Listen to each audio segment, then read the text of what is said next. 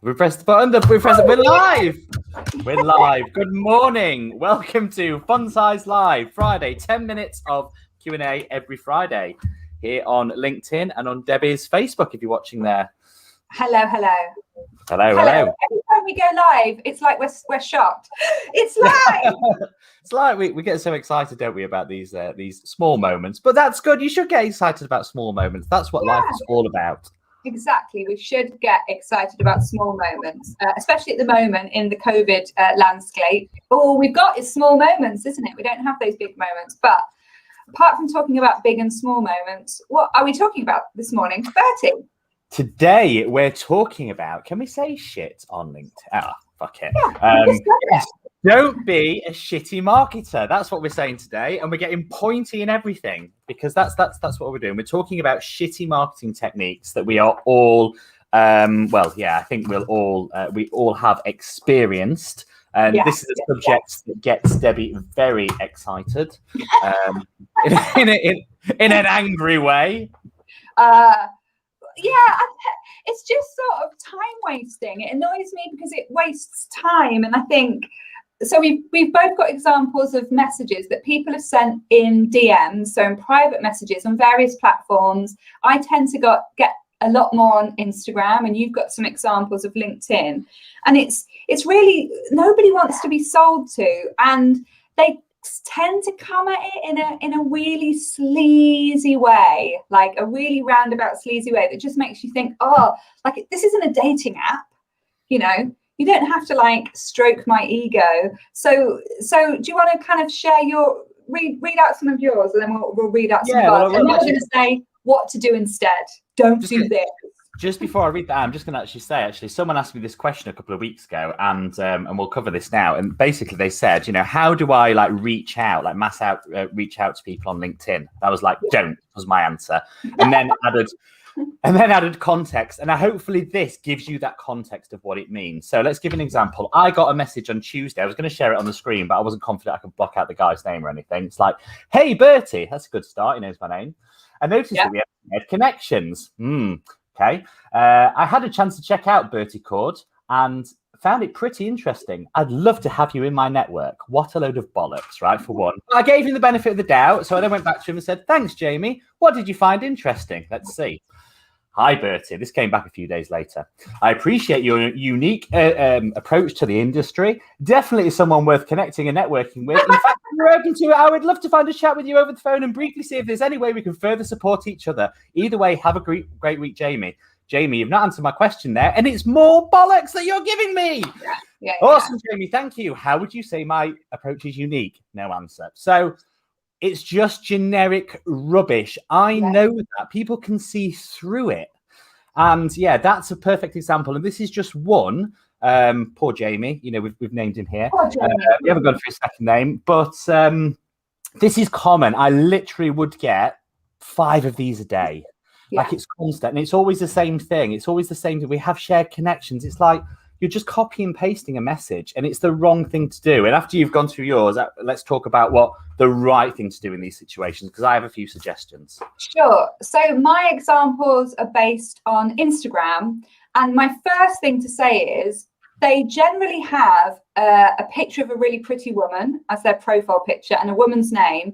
And based on the interaction we get, they're not women. They're definitely men. I've looked and done a bit of online dating and looked over my friends. This is the kind of approach that a man would have in dating. Hi, how are you?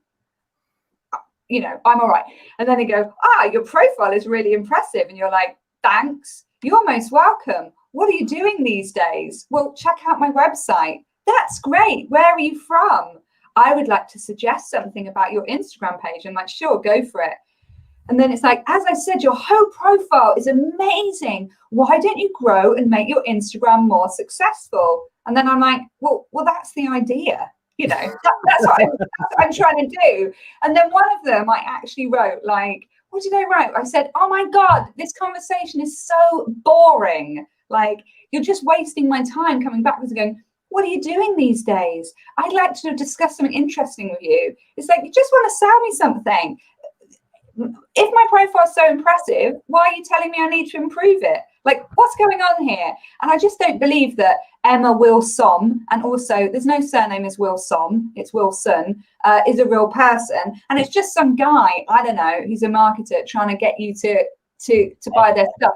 It's so dull. It's so boring, isn't it? It's just like you with the LinkedIn, you get loads of these a day. We've got connections in common. Your profile looks really impressive. You're unique. It's just sort of that, like you did this, you know, a bit wanky, isn't it? It's like, I'm a person, you know, what are you trying to do here? And that is the exact point here. And this is the same advice that I give to people who are, you know, looking for jobs or doing outreach. Now, bear in mind, I can say this, like, I'm not saying that I'm perfect and I've always done this. The reason that I know this is because I've made these mistakes. I've done exactly what Jamie did and sent out mass emails and done all the cold outreach thing years ago and found that it doesn't work. It's so much effort. I think I'm too lazy. I've never done it, but I think it's just because I'm too lazy to do it. If you're listening, we'd love it if you put something in the comments, like, do you get these comments like on a daily or weekly basis? How do you deal with them? What are people saying to you? But carry on, Bertie. Exactly, please. Yes, comment along. I forgot my train of thought. So, yeah, with these things, like there is a place for automation now. And again, I am a big believer in automation. But to get to that point, you have to do the stuff that doesn't scale first. And this is probably a whole separate episode that we'll do. Maybe that can be next week. But yes, there we go. We've got next week's subject, doing the stuff that doesn't scale. But when you're sending things out that it's just automated and bland and boring and repetitive, people see through it and you're not going to get that connection. Yeah. So the correct way to manage this is actually, if you genuinely want to connect with me, then look through my profile and actually ask me a question or reference something that I've spoke about. For example, loved your Funsize video this Friday. Really made me laugh when you were doing that symbol when the guy was reading the marketing thing. I'm gonna pay attention to that. It's personal. I'm gonna care and I'm going to respond. And I'm not going to give you a sarcastic response like I did with Jamie. So those are the sorts of things. Now that doesn't necessarily scale, and it's hard work. But it has to be done because you are talking to a person. When I was talking about applying for jobs, it's the same with CVs. The majority of your CV, etc., will be generic, but top and tail it. Always do a personal letter, etc. There's lots of things you can do to make it that you're actually applying for that job, or you want to speak to that person. Then I want any job, and anyone will do. And it comes down to your dating app. You know, I'd imagine that's exactly the same, right? Hi. And I asked in the Blue Stockings, what's the best advice you've ever been given? And somebody said, if you throw enough shit at a wall, it will stick. It's like, no, that's terrible advice. Like, you know, be considerate about where you put your shit. Yeah. Like, you get much more results than just lobbing it at a wall. Like, that isn't good advice because that's terrible marketing. And that's what this is, isn't it? Just lobbing shit at a wall. If I say hi to 100 women, maybe I'll get one date. It's like, well, a date with who? Somebody that you're really connected with?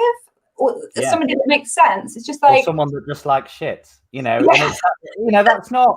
We're going to get thrown off LinkedIn at this rate. I don't know what's going off today. It's one of those Fridays.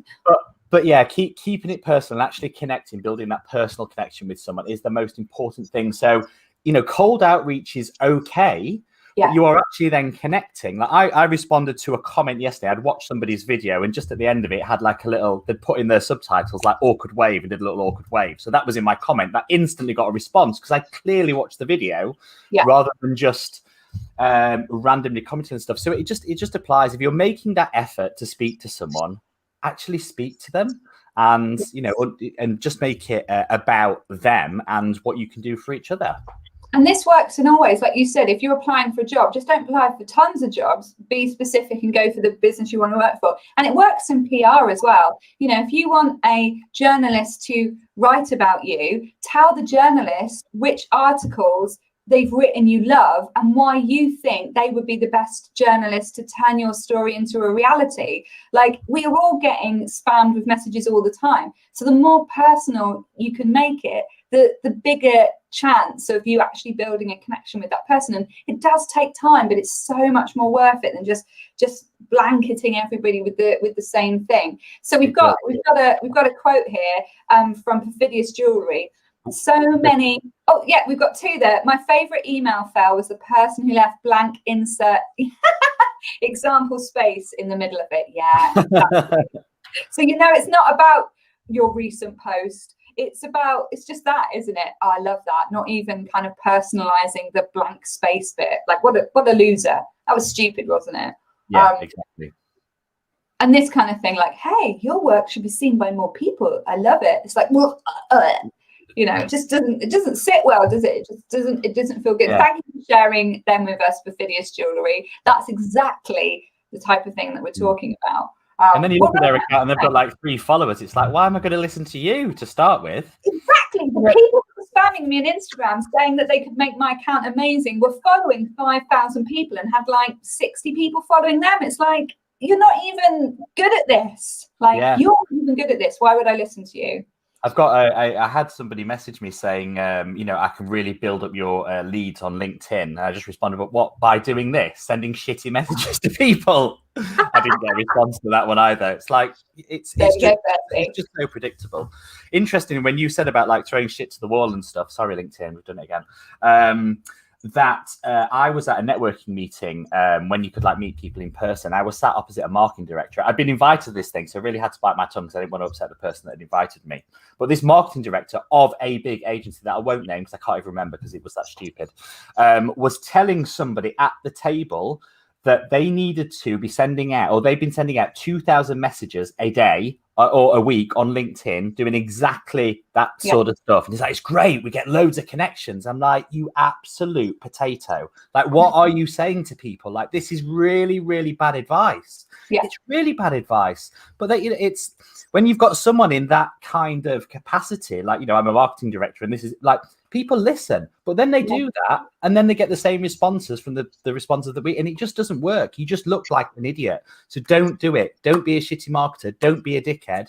Talk to people normally, connect with them, and the world will be a better place. Yeah. We'll end on that note. So next week we're going to be talking about doing the stuff that doesn't scale. Yes. To build your business. So I'm excited to hear about that. Oh, we've got one final quote here from Stephanie. Where is it? There we go. So I love emails from web developers who say they want to make you a better website and they don't even have a web link to theirs. The one time I did go, it's like a 90s school, a 90s website. Exactly. And I know Stephanie, and she's got the nicest website I've ever seen. Your website is really beautiful, Stephanie. So yeah, they clearly don't care, do they? They're just emailing out everybody. And you're like, you haven't even looked at my website. Oh, we've got one more comment from Andrea. Love the Frank. Oh, I'm loving don't be a potato. There you go. Don't be a potato, guys. Don't be a potato. Next week at 10 when we talk about doing the stuff that doesn't scale. And if you're on Clubhouse, come and join us over on Clubhouse now. We're going to carry on the conversation. You can come up to the stage and have a chat with us and we'll dig into this stuff a little bit more. So see you next week or over in Clubhouse. Yeah, we'll be on Clubhouse now till 11 o'clock. So see you there. We're late for Clubhouse. Right. Okay. Got to go. See you there. Bye. Thanks, everyone. Bye. Hit the like button. Bye. It's not ending. The end button's not working. We're still in.